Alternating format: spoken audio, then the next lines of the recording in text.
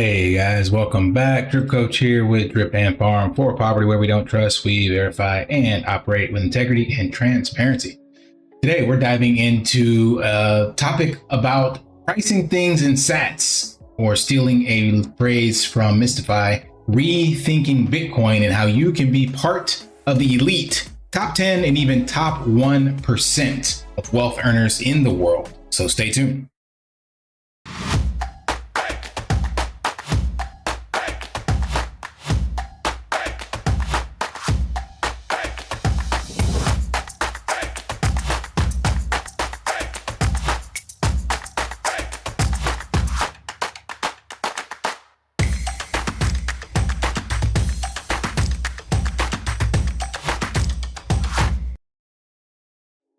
All right, I got this idea from another video I watched. It was talking about owning a certain amount of Bitcoin and how that will put you at a certain bracket as it goes in wealth generation or wealth creation, or people that own large amounts of capital basically in the world.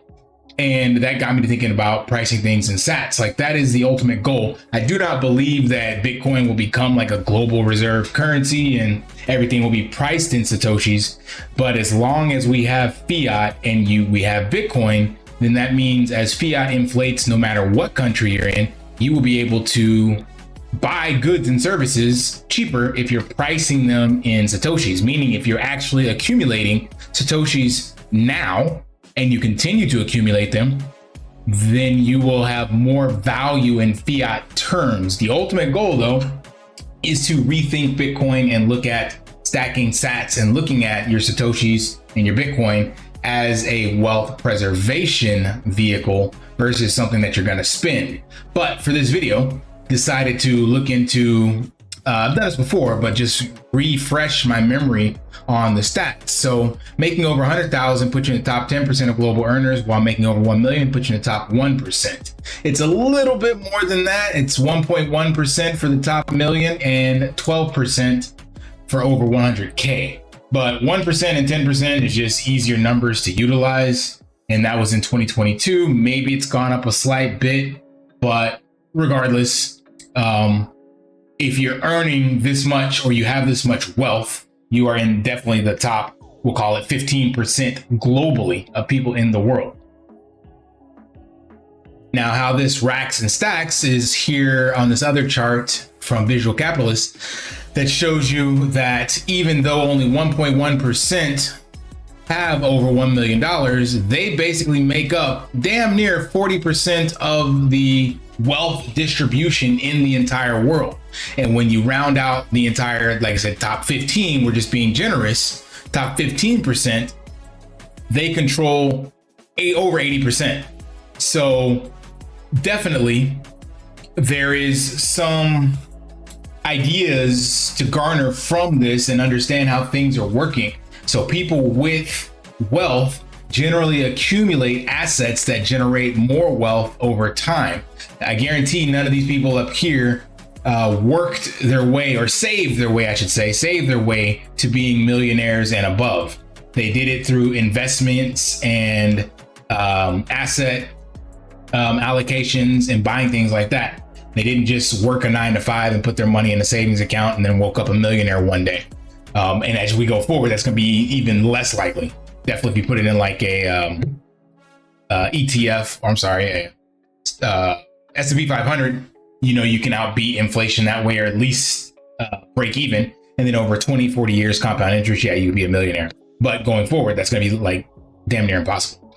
So when we look at this in, again, fiat terms, then we can find out what amount of Bitcoin would be the equivalent of being in this top 11%, in this top 1%. And to do that, we have to look at how much Bitcoin is out there. So we all know Bitcoin, 21 million is the max supply, but we will not see that maximum 21 million. We will be dead by the time the last Bitcoin is mined. But we can still use that number because that is essentially how the actual price of Bitcoin is determined with the market cap.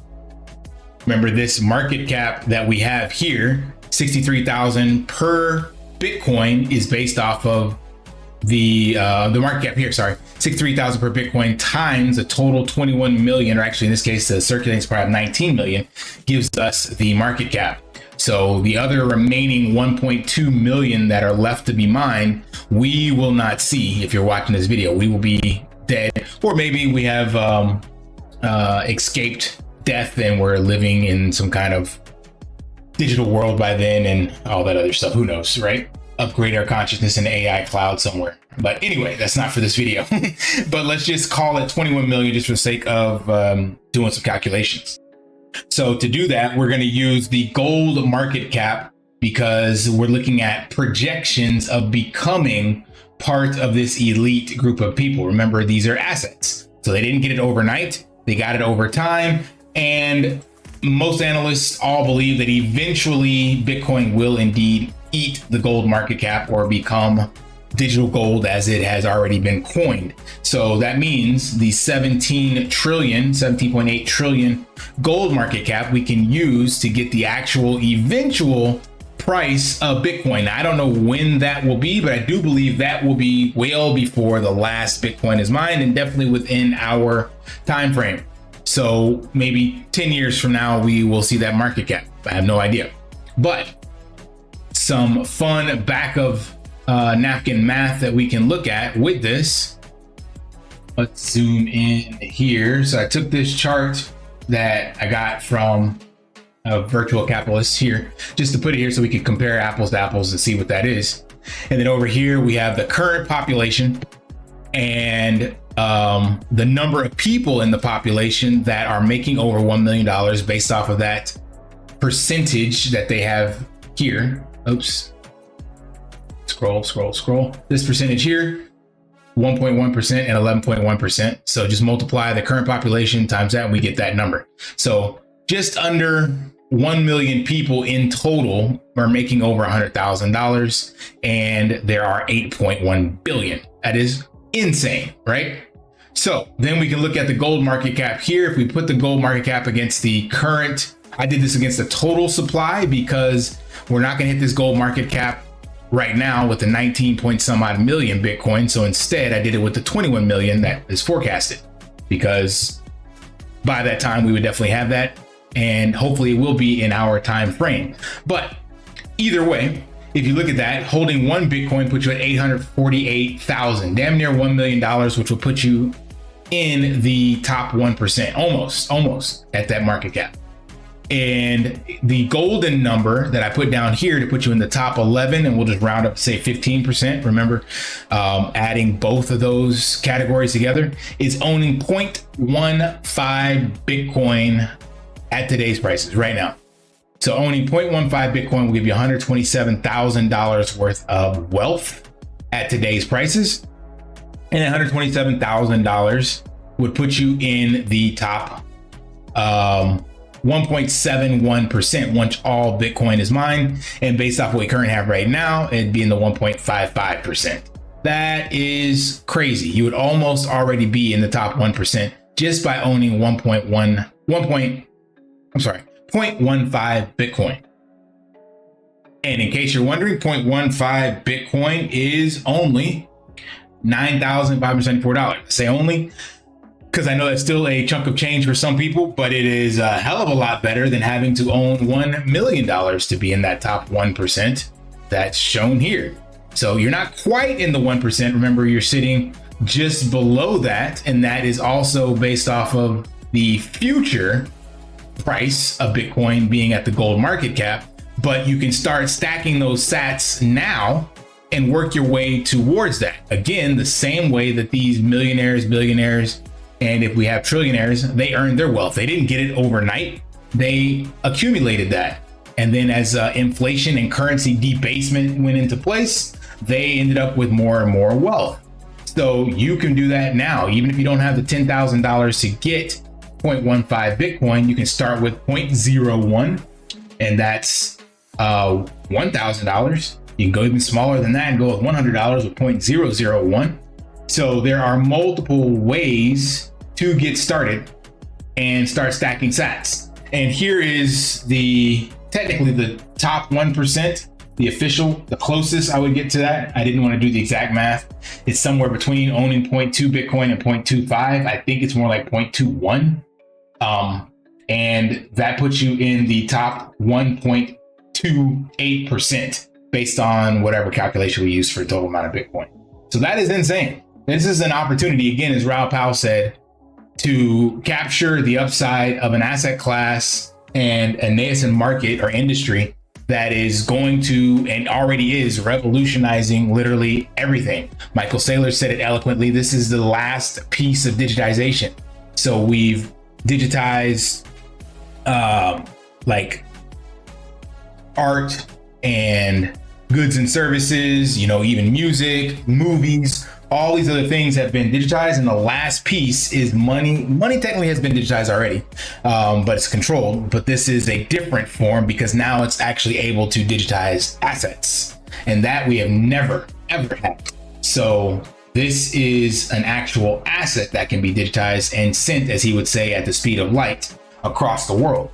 So the Bitcoin singularity is inevitable. When we will get to this price, I have no idea, but I would definitely say it's within the cards for the next 2 to 3 cycles. By the end of this one, people are definitely saying well over 100K. Average that I've heard is 200 to 250. And then we would see within 2 more cycles, easily getting to that $1 million or $800,000 price range. And if you are stacking your sats now, then there is no reason for you to not be able to capture that upside and be in a nice position as things go forward. And again, the goal would be to not sell your Bitcoin, because truth be told, this 21 million or this 19 million we have in circulation, a lot of that is just going to be gobbled up by the legacy players in TradFi, the ones that have controlled everything before. And of course, wealthy individuals who have already staked their claim and gotten to this, they know better than to sell their assets. They will pass that down. So some wealthy individuals sitting with, let's just go like Michael Saylor is a perfect example, sitting with hundreds of thousands of Bitcoin, at least in his MicroStrategy stock, but to himself, well, he won't live forever. I think he has kids. Honestly, I have no idea, but that's going to get passed down to someone. And if you're as smart as Michael Saylor, I would assume your kids would be as well, and they would just hodl that and then live off of interest-free loans like he's been doing. They wouldn't sell it. So the point I'm getting at is that amount of Bitcoin gets harder and harder to accumulate as things go forward. There is very little amount of Bitcoin that's actually tradable that's causing these price fluctuations. You're talking less than, 2 million or so that's like sitting on centralized exchanges. That is crazy. So I just wanted to share that with you guys, give you some insight on how to, as Mystify would say, rethink Bitcoin and look at stacking sats, not trying to trade it, not trying to chase shitcoin, degen, community projects that'll just leave you as exit liquidity, but focusing on the one true king of crypto, the one asset that's going to outlive them all. And as Michael Saylor would say, everything else goes to zero against Bitcoin. I don't know if that's completely true. I think definitely some of these other blue chips will survive, but this is the one with the proven track record that has been adopted by nation states. So it's definitely the one to bet your biggest bag on if you're going to be gambling in this arena. And again, with the 50x upside, as Raoul Pal has said, why not, right? So going from the 2 trillion market cap we have right now in crypto up to the 100 trillion by the end of this decade, that's a 50x you can capture. So there is no reason to not be in Bitcoin at this stage. All right, that's all I got. Smash that HBO special, help a brother out, like, subscribe, comment down below, and until next time, lift daily and achieve your impossible. See ya. Want to pay your in real life bills with crypto? How about send crypto directly to anyone with a bank account? Spritz Finance is a decentralized solution to be your own bank and connect your crypto earnings to real-world bills and payments. They do not take custody of your assets and allow support on multiple blockchains and Web3 wallets. Sign up below using my referral link and you will get $50 back when you make your first $50 bill payment with crypto. Additionally, I will be using referral bonuses to airdrop, donate, or burn based on community feedback. Sign up now